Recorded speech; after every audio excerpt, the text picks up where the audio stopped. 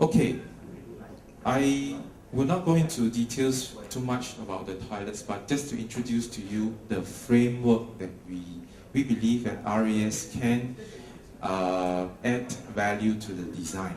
All right. We are expert at having framework, but not experts at design. So I hope that I will be able to share this clearly with you as much. Our concept is happy toilet, healthy people. It applies to both industrial toilets and coffee shop toilets. Basically, we see from a design from a user's point of view is that when you go to the toilet, you must leave the place happy. That's it. That's the bottom line. So from a design point of view, how do you do that? All right. Next. We also categorize three things, okay, which when we look into the toilet, which is provisions and condition, system of maintenance and comfort level, and special delights and user friendliness. Next. The first one is provision and conditions. If you're doing industrial toilets, you have your target audience, the tenants, and to say, are all these things functional? Is it serving a purpose? Do you need something that is vandalism proof? All right. We want so from our point of view is that every piece of fitting and fixture is very important. That's the first category that we are looking at. Okay, next please.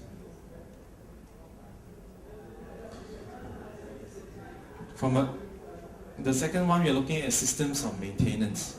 Is it easy for the cleaners to clean, to maintain, if they only do it like 3 times a day because of the existing conditions? How can we use design to add value? So these are the line of thoughts that you should have when you are doing that. Next one. This is a general thing. For industrial toilets, as I mentioned, how do you serve your target audience, as I mentioned earlier? Okay. And secondly, how in the coffee shops, okay, how do you fit everything into a small place? All right. So these are some of the things that you should take into consideration when you are looking at special delights. Okay. I'm sorry, if I have time, I would have gone through all this, okay, but I have to condense it for others, all right, my time.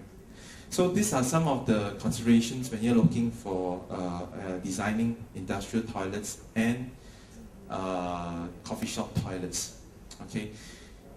Not much can be gleaned from what I say, and I believe that if you would like to go to a site to look at a toilet, we have actually set aside a couple of sites. Okay, you can get in touch with the organizers on which are the sites. Okay, because these sites are basically to give you to walk about so that you can take a look and then have a real feel of how the conditions are, and that will help you into design. So we have actually picked a site for both industrial toilets and coffee shop toilets. Of course, this doesn't stop you from just walking into any similar place and pick a look, but maybe some of you, the way you like to work is you like to look at a specific site. This is for this purpose, and you can design something for that particular purpose. All right. Thank you very much. Any questions? I'm sorry.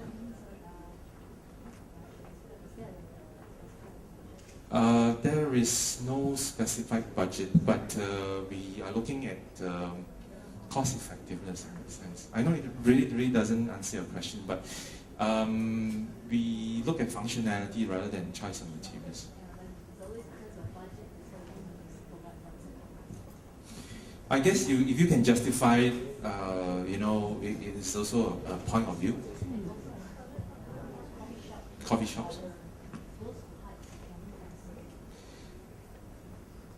Yes. From a design point of view, yes, if you expose piping, because I think in coffee shop toilets you have very basic stuff, and if you can, yes. Yeah, mostly exposed piping in coffee shop. Yes, if you can find a way to conceal it, from our point of view, it's actually better because then dirt don't get trapped behind the piping. You know, because piping nobody cleans it. All right. And also the space is actually quite small. Increase the size. Okay, what she asked is, can we increase the size of coffee shop toilets? Unfortunately, no. Yeah, so that's the challenge for public toilets in that sense. And for old one, but for new toilets, Yes, I think for coffee shop toilets, if there's any increase, it's very small. Through the years, even the last few years, we saw toilets that has been so-called increased. They increase not so much by space, but rather to reconfigure. Okay, a very typical example is moving the wash basin outside. All right. In the old days, everything is crammed inside 1 or 2 cubicles. All right. So one way to so-called not a real increase, but to create more space between the coffee shop toilets is to move the wash basin outside, so that you know, when you want to wash your hands, you know, you don't have to cram into that room and you can free space out of it. And this practice actually also is quite prevalent, and it is also for industrial toilets and also for all the other toilets. To really increase space as per se is very difficult because the owners of, say, the coffee shops, they're really, you know, rentable space, so to speak. Any more questions? Okay, Thank you. I really like my experience at the toilet experience in the Singapore Zoo. There's no real wall, it's just like shrubs and bushes and trees. So it reminds me of my army days. The next one is very important because it touches on 2 key strategic resources of Singapore, water and real estate.